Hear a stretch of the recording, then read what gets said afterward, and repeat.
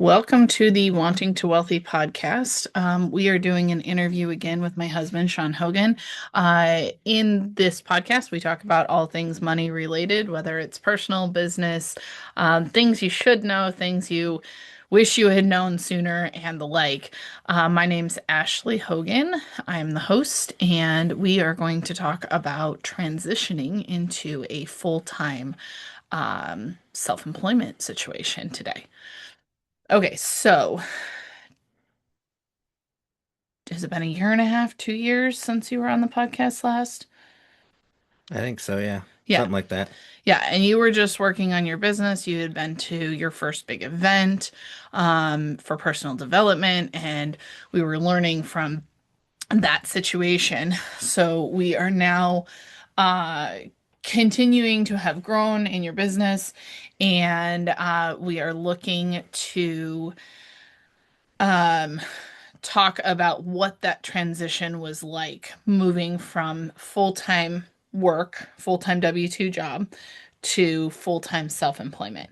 So let's start by talking about what made you and I decide that this was the right time to go full-time in your business. Okay. Well, I don't think I can really speak for you, but for me, most of the indicators were last year we were running 7 days a week, nights, weekends, holidays, everything to get everyone's projects done.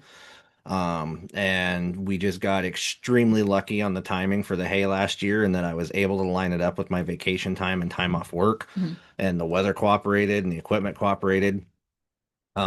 So that we're basically to the point where I was maxed out. I didn't have any more time. If I had gotten more people calling, I probably would have had to start turning people away or pushing them out till the following season, which is not something you want to do in a business, unless you absolutely can't help it.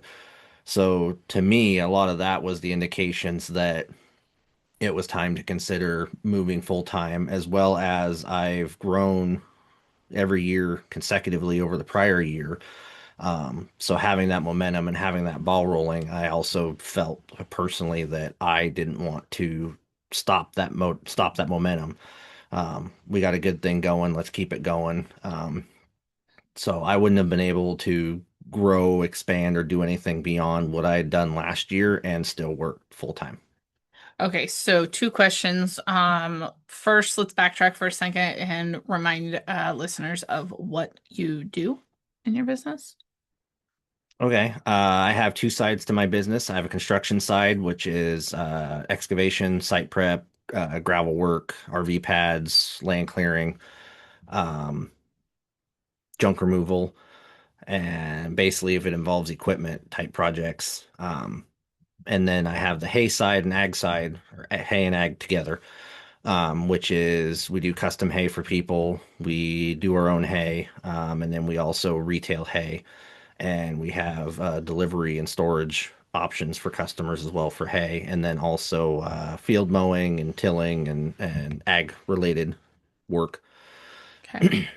And then the secondary question is when you say growing, what kind of growth have you had year over year in your business? Do you remember?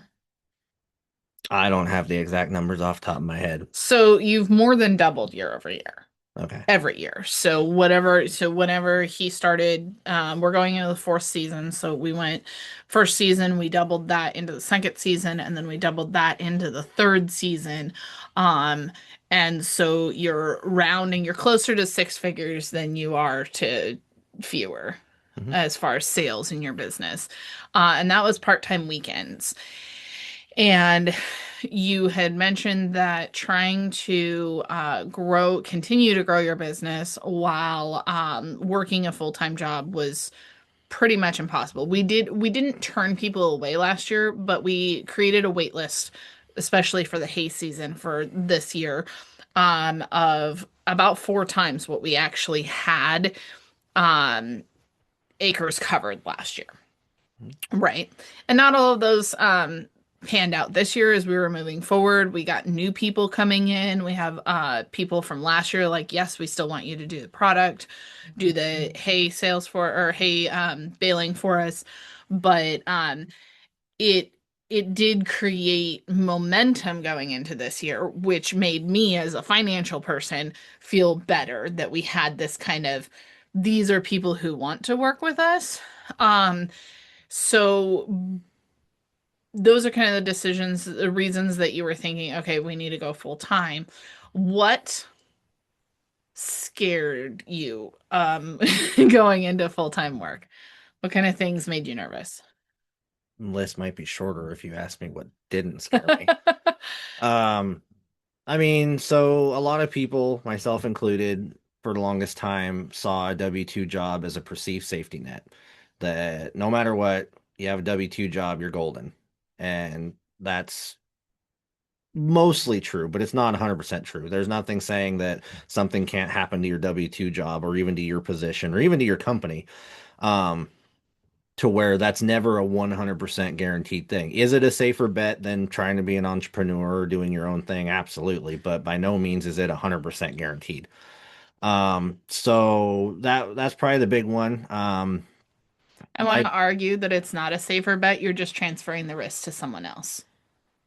You're perceived transferring the risk of losing your job to the company or to your boss instead of to yourself. You actually, if you think about it, you have more control over your ability to maintain a job, maybe not business, but a job, if you're the employer, than if someone else is. okay. Do you agree? I don't. I basically see it as it's the safer of the two options. There's no guarantee as an entrepreneur. There's no guarantee as an employer, or as an employee. We're in a W-2 at will state, meaning you could go into your place of business tomorrow and just not have a job. There's no guarantee of that. Where there is guarantees is if you have a contract in place. Like I have a contract that renews every 12 weeks. If you're in a union, which is where you may have had Which more I've safety, is because you were in a union. But those are really the only two. Those are the only two things that kind of protect you and give you a little heads up between now and when you're going to lose your job. right. But as an employee, say you do lose your job, you can find another job. As an entrepreneur, if you lose your business, it's a lot harder to just go, oh, I'm going to go get another business.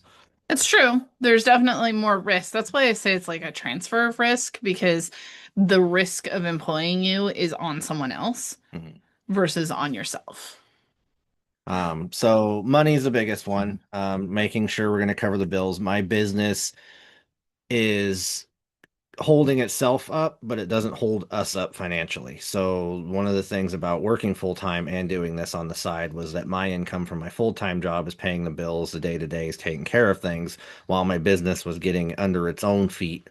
Um, so unfortunately, there's this gap in between, which is where we're at right now, where the business is basically holding itself up, but it's not paying me. It's not paying us. It's not covering bills day to day, month to month, utilities, rent, that sort of thing.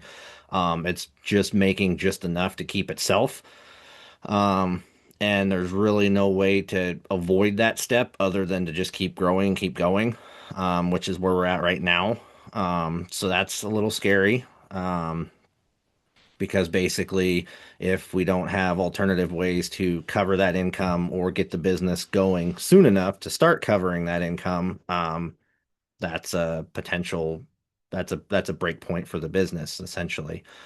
Um, so that was a big one. I've never worked for myself directly like this. So I've always, even growing up on the farm with family, it was somebody else saying, hey, you need to go do this, or hey, we're going to do this today, or I need you here at this time, or, you know, everyone else, someone else was always calling the shots.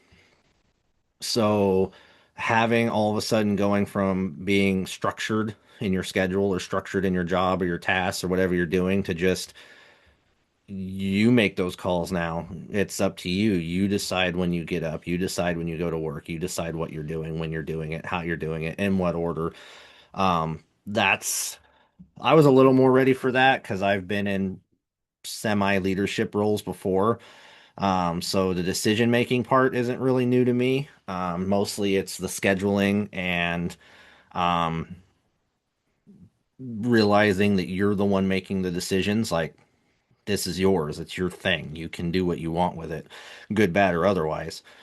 Um, Getting into that more has been a little bit intimidating. And it really is a lifestyle change. Um, I thought I was going to be more ready for that than I am currently. Um, but there's good that comes out of it too. Like I know that I can set, the best time to start a job for a customer based on, what they're doing, their schedule, or residential versus rural, or, things of that nature. And it also makes it to where um I can incorporate some of the things that I've been wanting to incorporate into a routine. Like now I work out in the mornings before I go to work because I know that I can get up, take an hour, hour and a half to work out, get ready to go to work, and then go to work. Versus, if you're on someone else's schedule, it's, you have to be here at X time and you either need to work with that or, figure something else out. Every job I've ever had, it's always been a really early start time, anywhere from 2 to 5 a.m. start times. So getting up to work out before that was never realistic for me because I like sleep. Um, but now being in a position where a lot of my jobs tend to be more residential, if not just for the neighbors, but for the customer themselves, they don't want us there at 6 a.m. They don't want us there at 7 a.m. A lot of times I start between 8 and 9 a.m. to make sure that I'm not disturbing neighbors, disturbing the customer, things of that nature. So it's made it to where I can get up, do my stuff in the morning, and then go to work. And then when I come home at the end of the day, it's the end of the day. And um, so yeah, that's probably the two biggest ones is just thinking I had a good handle on what to expect and what was going to happen and it not being that way. And then just, trying to cover the financials. Okay. Yeah, and we had a personal emergency fund, which is not this is not what you're supposed to use the personal emergency fund for. However, we decided that this was worth the risk of being able to work through the next few months, and then the backup plan would be is you would get a part-time job in your off season if that's what you needed. The one caveat to that is last year you didn't have an off season. You worked all 12 months. Um, so that made it a little interesting, but it is the theory of no risk, no reward plays here. What do you think your, I don't want to say attitude, but like lifestyle and goals would look like had you stayed working full time for someone else versus working full time for yourself? I think it would have stayed pretty similar to the way it was. I know that my health journey would be different if I had stayed full time, as far as like working out and some of the other things that I'm doing. Um, Specifically because developing those into a routine that I can stick to, it would have been more difficult. Hmm. Um, I know some people are fine going to work out after work. I hated it. I never wanted to do it after work. So I'm much more a get up, go work out, then go do your day thing. So it's done out of the way. And it's when you're, most energized and awake and refreshed, I guess. Um, so that definitely would have been different if I had stayed full time. Basically, ever since I left home, I've been trying to find the fit that would allow me to do the things I want to do, kind of not necessarily in the way I want to do them, but just in a way that provides financial stability, security, and the things that, most people need nowadays, be able to provide for family and stuff. The closest I think I could have ever gotten to that had I not started my own business was if I had worked for another farm. Um, but that comes with its own caveats and pitfalls as well. Um, so I just think it's kind of always been one of those growing up and working on the farm kind of conditioned me to that style. And so nothing else I've done working for other people has ever really fit that. Not to say that I haven't worked for good people and haven't had good jobs. It's just that it never quite feels right. It never quite, it's not a, hey, I really, this is great. This is the fit. This is what I want. Because every job's got ups and downs. No job's 100% perfect. Um, but it was never a, hey, I can do this for 40 years. This is a, this feels good. It's fulfilling, that sort of thing. Gotcha. Now working for yourself. So you left your full-time job on April 30th. How has the last 26 days gone? It's only been 26 days. Only been 26 days. Yeah. Feels like it's been a lot longer. Yeah. It's been interesting. Like I said, the big adjustment that I wasn't expecting was the sudden freedom in my schedule. Not necessarily that I didn't have things to do, it's just I'm in control of the day to day. And so like if I'm gonna go work on a piece of equipment today, I make that decision when and how and where. Um, and customer jobs come up, scheduling those, it's okay, this day I'm going to go do this job for this customer. um I didn't expect, I guess, that quite dramatic of a shift. I guess I still would have was under the impression it was going to be more structured, but I mean, it is structured, it's just now I'm in control of the structure, which Hmm. is a little new. Hmm. um because before, being in leadership roles, it was you structure it, but it's within these guidelines. Right. Now it's you structure it in whatever guidelines you want. Right. So it's complete 100% um, choice. And so, yeah, it's been, like I said, I feel like it's been longer than 26 days. It's been good. It's been not so good. Like I said, I knew the transition wasn't going to be like perfectly easy and smooth. I figured there was going to be some rough spots, and there's been some rough spots, and there's also been some not rough spots. There's been good things, and so yeah.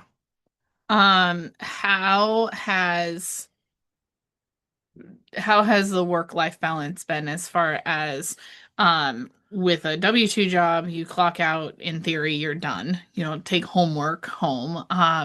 Versus when you're self-employed, there's a lot more flexibility in that. So how has the transition of work-life balance gone?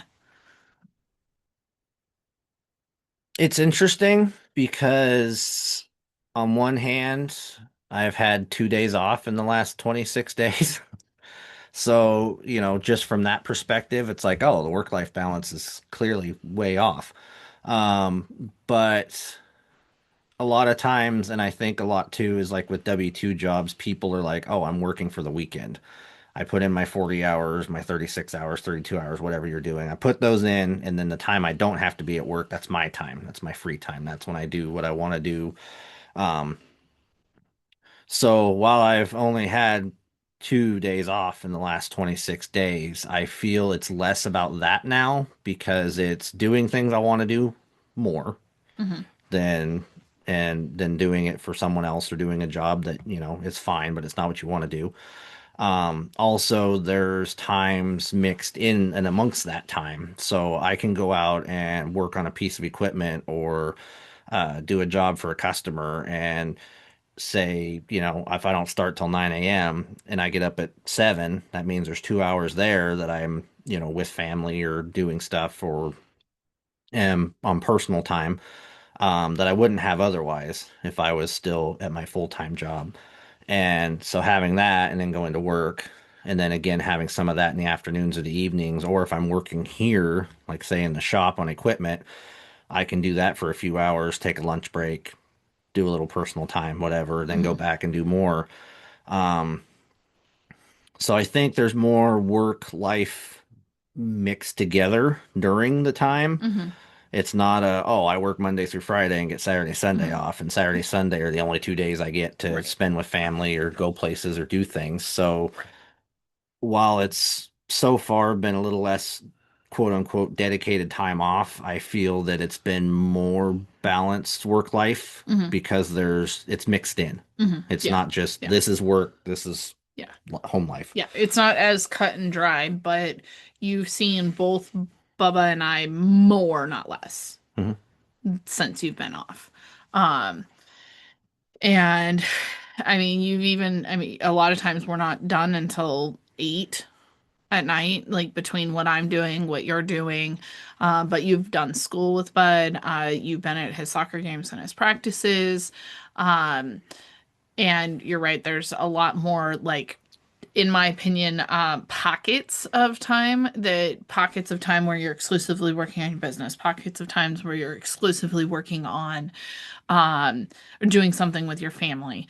Um, but that might be 3 hours on a Monday, or like last Wednesday, we decided we were going to do a midweek fire, and we had a fire in our fire pit um, in the middle of the week, something we never would have done when you were in a full-time position. Yep, Yeah. because it would have been get off work, come home, do the chores, do the work, do the whatever. A lot of times, especially over the last 3 years for me, it would have been, what do I need to do to prepare for the next job? Hmm. And so that would eat up your evening times, and then it was bedtime for Bud, and then, not long after that was bedtime for us. So it was near impossible to do things like that. Hmm. So, how has your mental strain been um, from when you were full-time uh, W-2 versus now? Like, what has that shift looked like? I think the mental strain has gotten better. My full-time job it was basically all mental. It was a desk job, so it was all computer and dealing with problems and helping people fix their problems. And so a lot of it was mental fatigue at the end of the day. There's a lot less of that now. It's actually switching more back to physical fatigue, which is my prior jobs when they were more physical. Um, so doing that and then doing the business on the side definitely doubled up on that. So it's definitely a lighter load now with not having the full-time job. But there are times when it's more intense simply because it's, oh, I have this thing to worry about, or I have this thing I got to figure out, or this problem came up, and it's, now that it's sitting squarely on your shoulders and not, your boss or your company or anything like that. So I would say for the most part it's less, but there are times when it can be more intense. So, what advice would you give to someone who is just starting their own business? Make sure it's something you're passionate about. Make sure it's something you firmly believe in, because when it comes time to go all in, if you're not just going all in from the start, you've got to be 100% committed. You've got to be obsessed. You've got to be maybe even a little bit delusional. Because if it's anything less than that, you're probably setting yourself up for failure.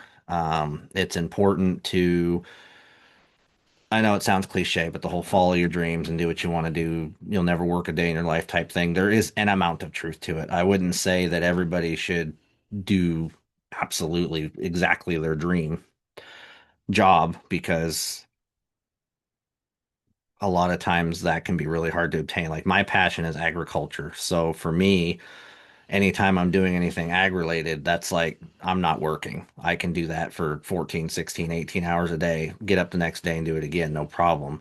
Um, so the construction side helps me build that side. And while I like doing the construction, it's not my main passion. Um, so I definitely would say you got to be ready to be 100%, go all in. If you can build yourself a fallback, safety, like 6 months of finances or something like that for when you first start, do it if you don't already have it. Mhm. Um, because at some point, no matter what, whether your business is doubling every year like mine was, there's going to be a transition when you first jump to go from full-time job to full-time business, that the business is not going to pick it up right away unless you're just taking off in some crazy exponential, Mhm. hand over fist where you'll be fine. My guess is this year and potentially next year will be the tough, tight parts where the business is getting going under its own steam and that momentum keeps building, because basically it went from 20 to 30-ish hours a week after work and on Saturday, Sunday type things to now it's the full Is it 168 hours in a week? Yeah, I Yeah. don't know. However many hours are in a week. Basically, now you go from 40 of those being committed to somebody else that pays you to you have the entire week now, and it's up to you.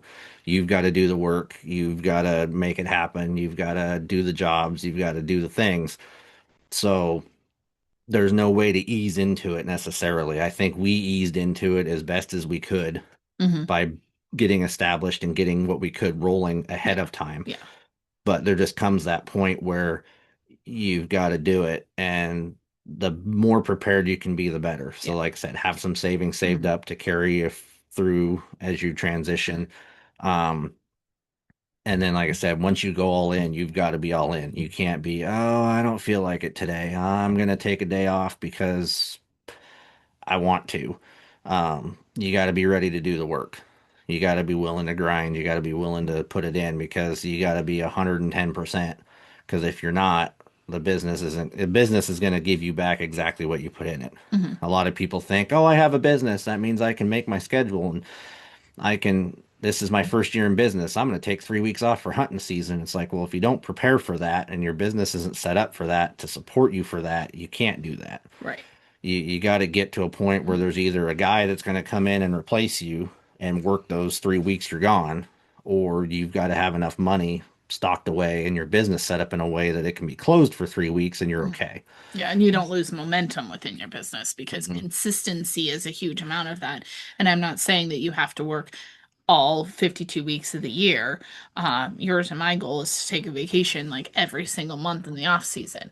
But you've got to have enough consistency there that you don't start slowing down on your momentum as you're moving along. That then you have to, you're chugging over the hill and then you get the momentum going downhill. And then instead of continuing downhill, now you've got another hill to go back up because you're roller coastering in your momentum. Hmm. Right. I like the part where you said that you have to kind of be obsessed and you have to be passionate about your working on it, what you're working on, because it's not all sunshine and rainbows. Would you talk about what happened the very first week that you quit your full-time job? Um, yeah. So the very first week that I was a full-time entrepreneur, I had three unexpected breakdowns. And we're not even to hay season. This was all ag equipment.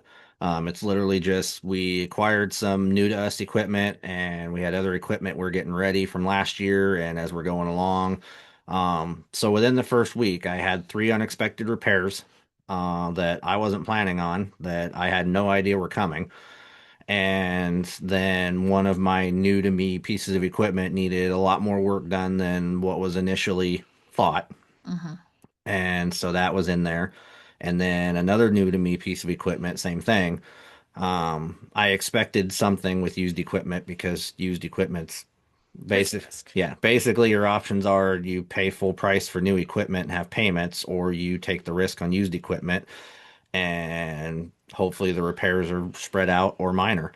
So that was the very first week, like right out of the gate. Like I think I had one job that week, and the whole rest of the week was maintenance and repairs. And so basically that entire week was money going out of the business and very, very little coming back.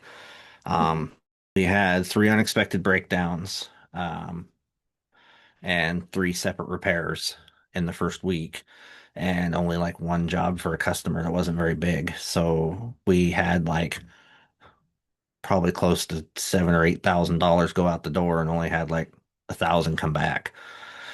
And this is the very first week. So it's still hey, I'm getting used to this. I'm not still telling my brain that hey, you don't have to get up and go to work tomorrow. You are the work now. Um, and then that happens and it's like, oh boy, like last year this didn't happen. The whole prior 3 years this hasn't happened. We've had breakdowns and stuff, but it's never been like this or to this extreme. And so it was just immediately like, am I getting slapped for something? Did I do something wrong? Is this the right move? Should I have waited? Um, all of the self-doubt and negative thoughts come in. And so that's why I feel you have to firmly be 110% obsessed, delusional, and invested and ready to go because Hmm. that stuff can and will happen.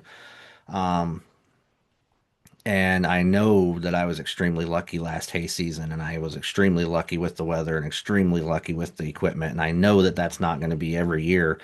Um, and so this kind of stuff can and will happen.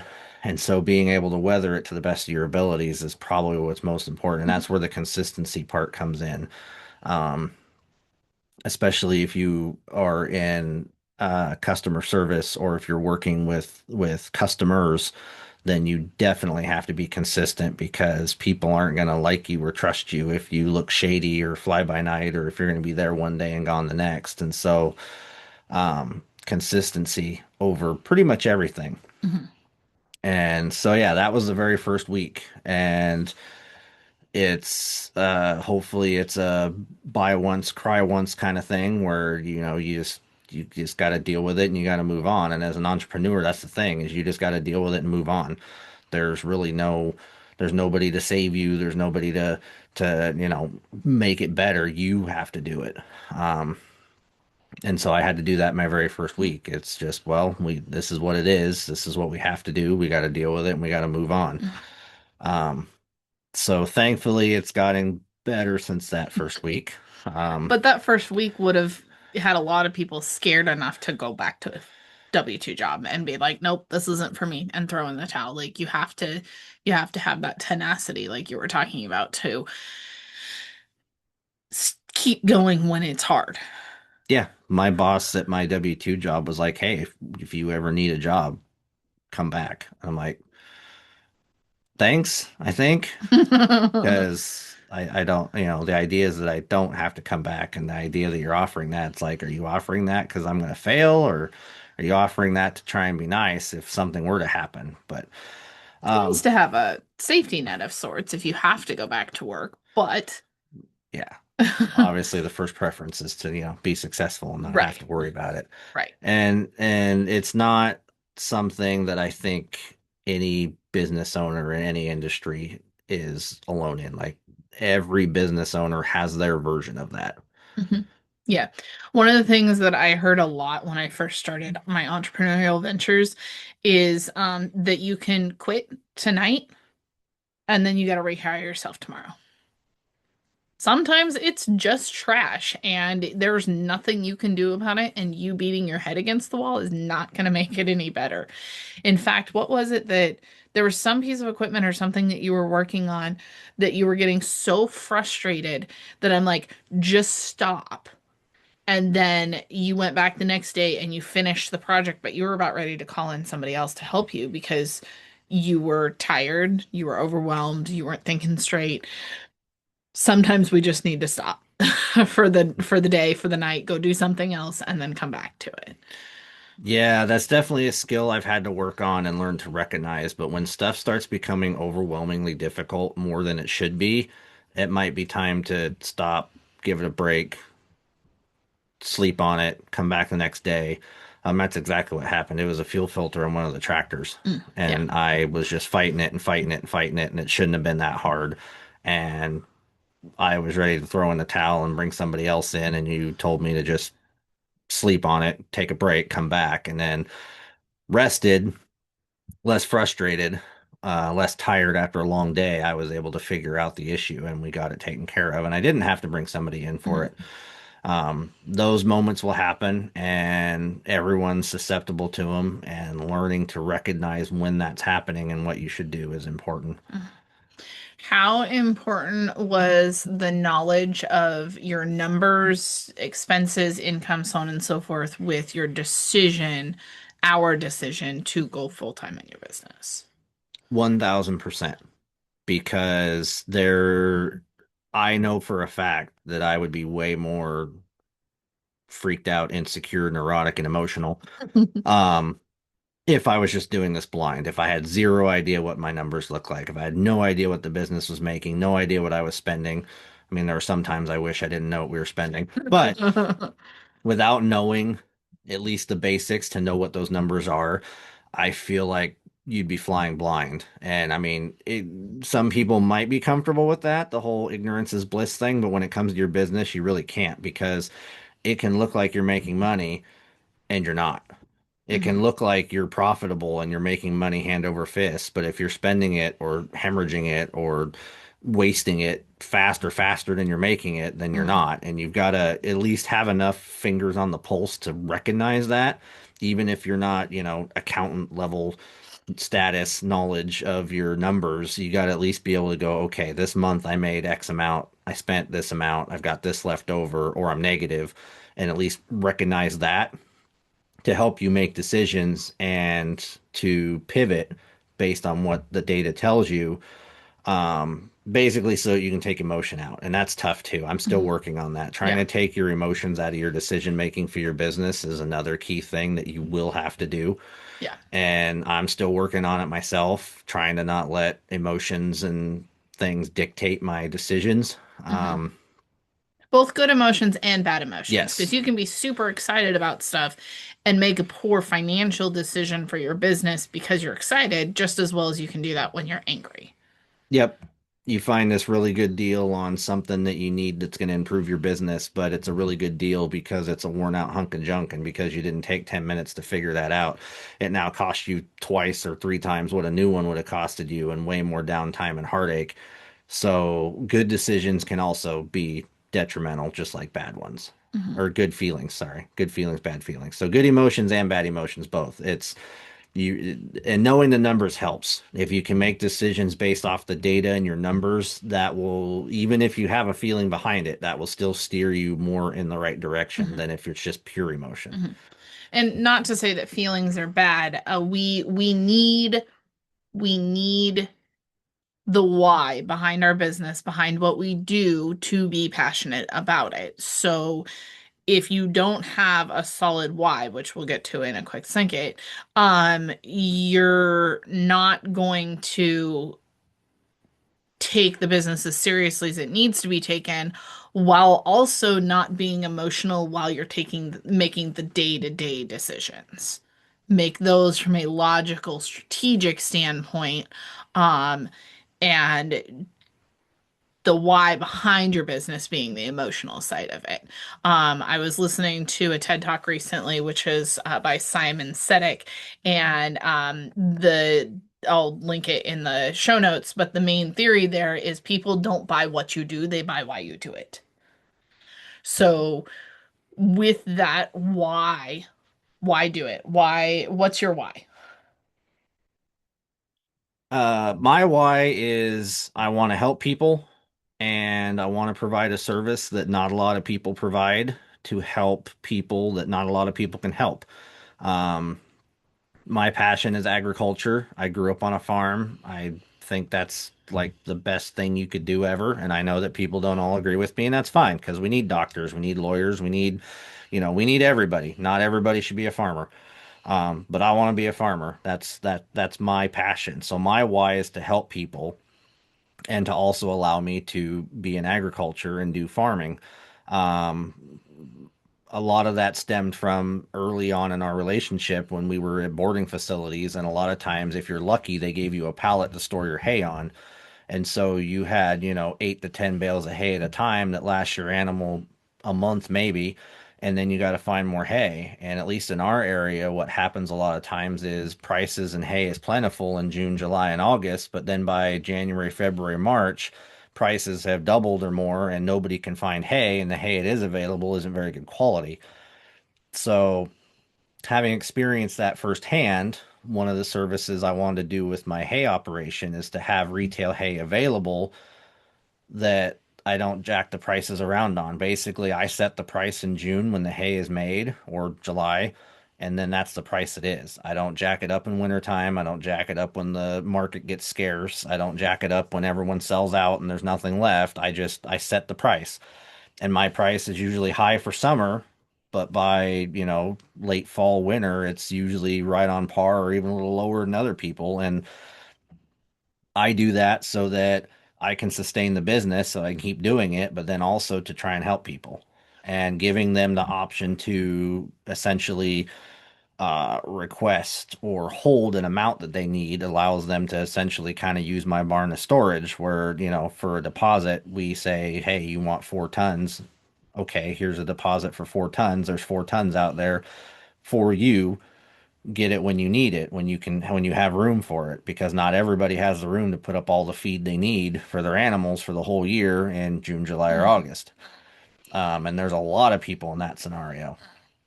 And you're flipping the script a little bit for agriculture. Typically, in agriculture, we call them price getters Price versus takers. price takers versus price setters.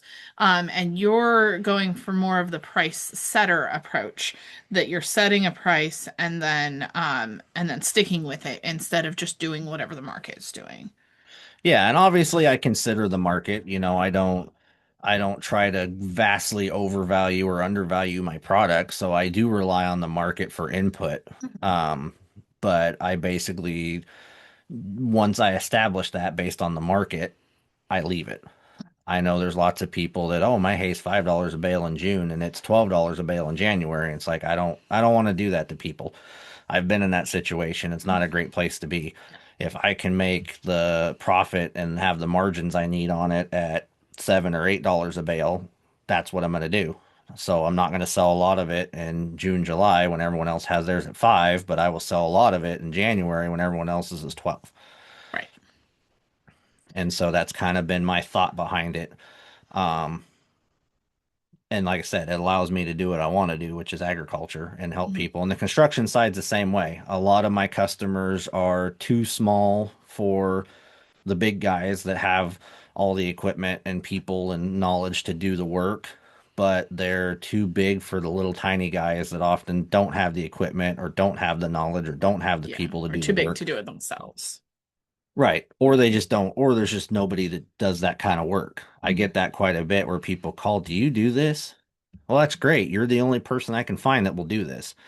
Um, so that's the other part of it is try to help people that it's too big for them to do themselves, but it's too small for a full blown, large scale company to do. So I kind of try to bridge that gap for people as a way to help them out. Yeah. So, looking forward into your first full-time busy season, what are you looking forward to and what are you worried about? I'm looking forward to having the freedom to make the schedule and decide what I'm going to do based on when I need to do it and what my options are. Like for hay season, for example, I'm excited that this year I have 100% control of the schedule for hay season. So I can cut when I decide I want to cut. I can go to customers and do the same thing when I decide to based on their field, the weather, the conditions, the grass, all of it. There's no, oh, hey, I got to put in for vacation. Hope I get it. Hope the weather lines up. Hope the equipment doesn't break down. Hope I can get it done before my vacation runs out. Um, None of that. It's just it's wide open. So I can pick, hey, this day I'm going to start. We should be done by this day. I'm going to go to this customer on this day and start theirs. I'm looking forward to that because it's going to be a lot less hassle, and I feel like it's going to be a lot less of the crazy rat race that last hay season was. Um, What are you worried about? Hopefully we don't have more equipment malfunctions and equipment Mhm. breakdowns. Like I said, I know last year was the exception, not the norm when it comes to equipment and having basically zero issues. But I'm hoping that with the exception of what's already happened, that because it's already happened and because we've done everything we can to prepare and get everything ready before season, that it will be relatively trouble free this season as well. Mhm. Um, Last year, I was learning and self-teaching on 98% of the equipment I was using. This year, I've only got one new piece of equipment to learn and figure on, Mhm. so I think that will also help. Um, and then basically, once hay season's done, I'm just hoping that we'll fill up the schedule for the rest of the season with construction jobs. I haven't had a ton of calls yet for that, so. Yeah, you've got a few more construction jobs on the books right now. Like four, but I mean, there'll be more people calling, I know it. So I hope that this conversation was helpful for anyone who's either looking to start a business or looking to transition from full-time to full-time W-2 work or part-time W-2 work to full-time entrepreneurship and small business ownership.